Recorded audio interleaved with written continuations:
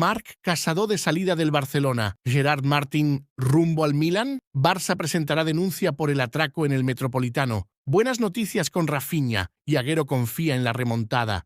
El Barcelona perdió, ok. Aún así, en el fútbol nada está decidido hasta el pitido final. Los próximos 90 minutos serán en el Camp Nou. La afición necesita empujar como nunca para levantar a un equipo que salió golpeado de Madrid. Afortunadamente, para el partido de vuelta, Flick podrá contar nuevamente con piezas importantes como Rafinha y Pedri que aportan calidad al equipo. Pero el verdadero comodín, en la opinión de mucha gente, es Lamine Yamal. Sergio Kun Agüero, que tuvo un paso por el Barça, no tiene dudas. En una conversación distendida con Gerard Romero en el programa Fan Zone de la 3Cat, resumió la esperanza blaugrana en una sola frase: todo es posible. Si Lamine está iluminado, el Barça tiene muchas opciones de remontar. Agüero se abrió sobre algo personal después de su problema de salud. Contó que había perdido el placer de ver fútbol, pero el brillo de Lamine le devolvió las ganas. Desde que empezó a destacar, me dieron ganas de volver a ver partidos, explicó. Para él, el chico transmite esa electricidad que solo algunos genios consiguen. Cuando toca el balón, todo el mundo siente curiosidad por ver qué va a inventar. Lo compara con Ronaldinho, Neymar o Messi, aquellos que hacen que el estadio contenga la respiración. No es casualidad que muchos aficionados crean que el Balón de Oro que Dembélé se llevó debería haber ido para alguien como Yamal, capaz de cambiar un partido entero con un regate, un pase o un disparo inesperado. Agüero, que pasó por Atlético, Barça y City, admite que se conectó más con la ciudad de Barcelona y con el club que con Madrid, y que disfruta viendo el crecimiento de Lamine. El Barça ya ha protagonizado remontadas históricas en su trayectoria. La más legendaria fue aquel 6-1 contra el PSG en la Champions, con el MSN y Luis Enrique. Tal vez sea momento de invocar ese espíritu. Además, con Flick al mando, este equipo ya ha demostrado personalidad. En 18 ocasiones empezó perdiendo y terminó dando la vuelta al marcador para llevarse la victoria, la clasificación o incluso algún título. 4 goles de desventaja son muchos, claro. El Atlético de Simeone sabe sufrir y defenderse bien. Pero si el Camp Nou hace ruido y Lamine aparece inspirado, la eliminatoria puede dar un giro inesperado. En el Barça, la fe nunca se termina y habrá que creer una vez más. El Barcelona vive uno de los momentos más delicados de la era Flick. La derrota contra el Atleti fue la 6ª de la temporada y una cosa que llama la atención es que la ausencia de Rafinha ha sido un denominador común en esas derrotas. El delantero brasileño no actúa desde hace 3 partidos. Se lesionó en el encuentro contra el Elche cuando dejó el campo en el descanso tras sentir molestias musculares. El problema fue inicialmente tratado como sobrecarga, con previsión de regreso rápido, pero la recuperación tomó más tiempo de lo esperado. Desde entonces, el Barcelona perdió profundidad por las bandas, agresividad en la presión y capacidad de desequilibrio individual, características que marcan el estilo de juego del dorsal 11. La racha negativa sin Rafinha no se limita al enfrentamiento contra el Atleti. Tampoco estuvo en el campo en la derrota frente al Paris Saint-Germain por la Champions, ni en los tropiezos contra Sevilla, Real Madrid y Real Sociedad en la Liga. En el revés europeo ante el Chelsea, en Londres, llegó a entrar en los minutos finales, pero el partido ya estaba prácticamente decidido. En total, suma 22 partidos en la temporada, con 13 goles y 5 asistencias, cifras que evidencian su peso en el funcionamiento del equipo. Este viernes, sin embargo, surgió una señal positiva. Rafinha volvió al césped de la Ciutat Esportiva Joan Gamper y participó en parte de las actividades con el grupo. Aún no recibió el alta médica, pero el avance es visto internamente como un paso importante. Flick ha adoptado cautela, consciente de que el brasileño actúa siempre a máxima intensidad, presionando, replegando y atacando con la misma energía. Adelantar el regreso podría agravar la lesión. El próximo partido será contra el Girona, el lunes. Todavía no hay confirmación sobre su presencia, pero el objetivo es contar con él lo antes posible. Pensando en la vuelta decisiva el día 3 de marzo, junto a Pedri, su recuperación puede representar más que un refuerzo técnico. Puede ser el impulso emocional que el Barcelona necesita para reaccionar. El Barcelona sufrió una derrota merecida ante el Atlético de Madrid. El equipo fue completamente dominado, especialmente en la primera mitad, cuando recibió 4 goles que prácticamente decidieron el partido. El propio técnico alemán asumió la inferioridad y los errores en el Metropolitano. Ahora toca aprender de los errores de esta derrota y transformar este golpe en una alerta para el resto de la temporada. Sin embargo, lo que más indignó al club fue el desempeño del arbitraje, que dejó un sabor amargo enorme. El gol anulado a Pau Cubarsí justo al inicio del segundo tiempo fue totalmente frustrante. Cubarsí redujo el marcador en una jugada que encendió la esperanza de reacción, pero tras más de 7 minutos de revisión en el VAR, la acción fue invalidada por fuera de juego. El Comité Técnico de Árbitros reconoció que el sistema semiautomático falló debido a la alta densidad de jugadores en el área, obligando al VAR a trazar líneas manualmente. Ese gol habría vuelto a meter al Barcelona en el partido. Habría cambiado el ambiente. No es una excusa para el rendimiento débil, pero es un hecho que podría haber influido en el resto del encuentro. Esa espera interminable, seguida de la decisión final, enfrió el impulso. Frenkie de Jong no midió palabras. Después de ver las imágenes de la jugada, aseguró que no había ningún fuera de juego en el gol de Cubarsí. Para él, la decisión se basó en la foto mostrada y no en la tecnología, y es simplemente un escándalo, porque era clarísimo que el gol era legal. Rafa Juste, presidente interino, lo calificó como una vergüenza absoluta. Nadie entiende 8 minutos detenidos para resolver algo así, y garantizó que el club no se quedará callado.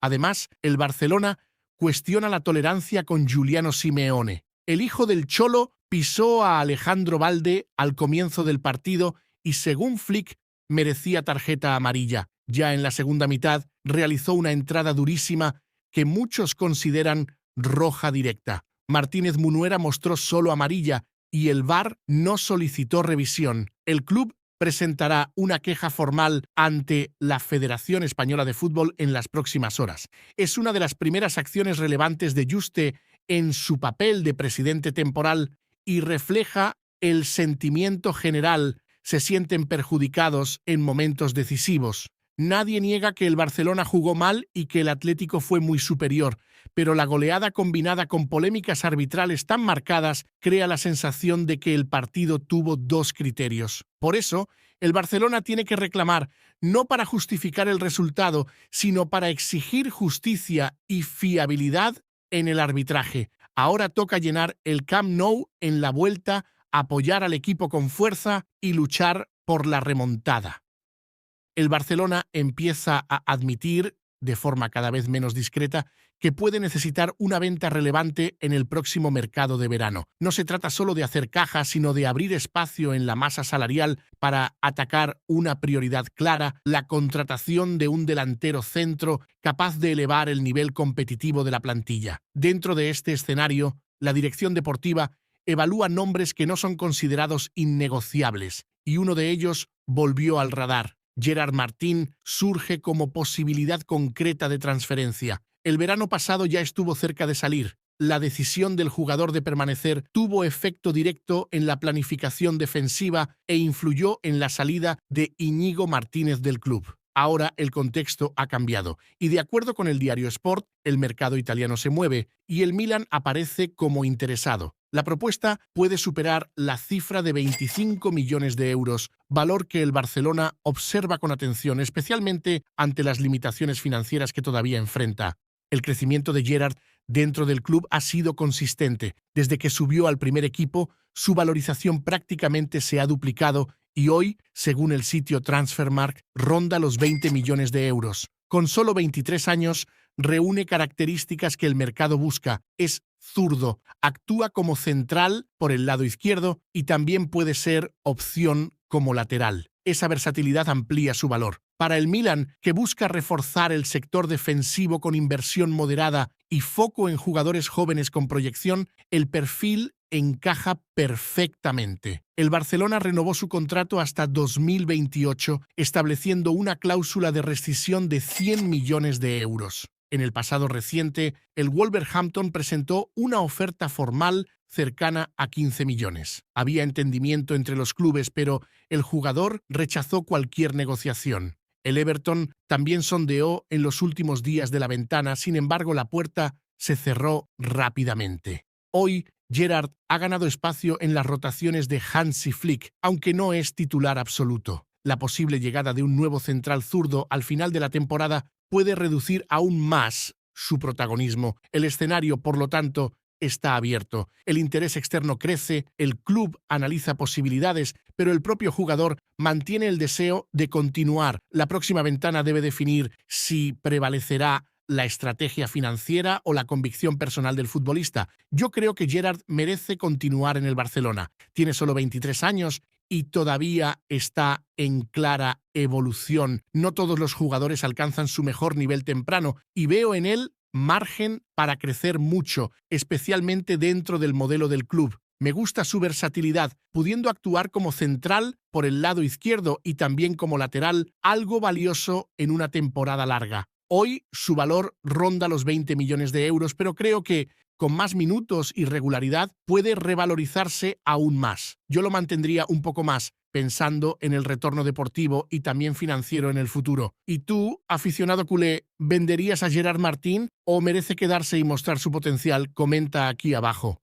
La situación de Marc Casado en el Barcelona volvió al centro de la atención tras los acontecimientos en el partido contra el Atlético de Madrid, en el Metropolitano.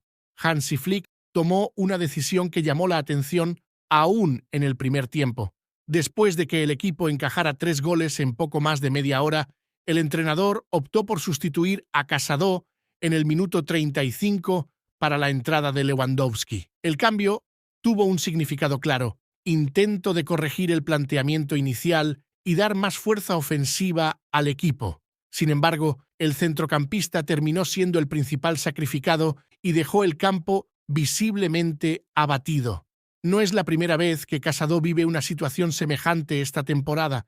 En partidos fuera de casa, especialmente cuando el equipo presenta dificultades, ha sido sustituido con frecuencia todavía en el descanso. Fue así contra el Levante, cuando el Barcelona terminó el primer tiempo perdiendo por 2-0 y Gavi entró en su lugar. El equipo consiguió la remontada por 3-2. Lo mismo ocurrió frente al Oviedo. El Barça se fue al descanso en desventaja y Frenkie de Jong sustituyó a Casado, con el equipo venciendo por 3-1 al final. Ante el Atlético, la apuesta de Flick era reforzar el centro del campo con más intensidad para soportar la presión rival. Casado corrió, disputó balones e intentó cumplir su función, pero terminó amonestado y se convirtió en objetivo de los jugadores del Atleti, que concentraron la marca sobre él para forzar errores en la salida de balón. La estrategia funcionó y culminó en su sustitución todavía antes del descanso. Internamente, el contexto también pesa. Al inicio de la temporada, la dirección deportiva no descartaba una posible venta del jugador y estaba abierta a escuchar propuestas. La permanencia terminó siendo influenciada por la situación física de Marc Bernal, que se recuperaba de lesión, y también por los problemas enfrentados por Gavi. Aún así, el escenario para el futuro sigue indefinido. El Barcelona necesitará realizar ventas al final de la temporada para ajustar las finanzas y reforzar la plantilla, y el nombre de Casado puede volver a la agenda, especialmente tras el episodio contra el Atleti. Paralelamente, el club ya trabaja con la mirada puesta en la próxima ventana de transferencias. Decisiones importantes deberán tomarse sobre futbolistas que no alcanzaron el protagonismo esperado bajo el mando de Flick. Casado aparece en esa lista. A pesar de haber participado en 24 partidos en la temporada, su espacio disminuyó a lo largo de los meses. En enero llegó a quedar fuera de los planes en algunos momentos, aunque volvió a recibir oportunidades recientes como titular contra Oviedo y Mallorca, además de haber participado en la Champions League frente al Copenhague. Incluso con este intento de reintegración, el entrenador no puede garantizar la continuidad deseada por el jugador. Este factor puede influir en su decisión el próximo verano. De acuerdo con informaciones del diario Sport, Casado estaría dispuesto a evaluar una experiencia fuera de España, incluso en Arabia Saudita, siempre que exista la posibilidad de retorno al fútbol europeo en el futuro, en un modelo semejante al de otros jugadores que siguieron ese camino. Además, también despierta interés en la Premier League.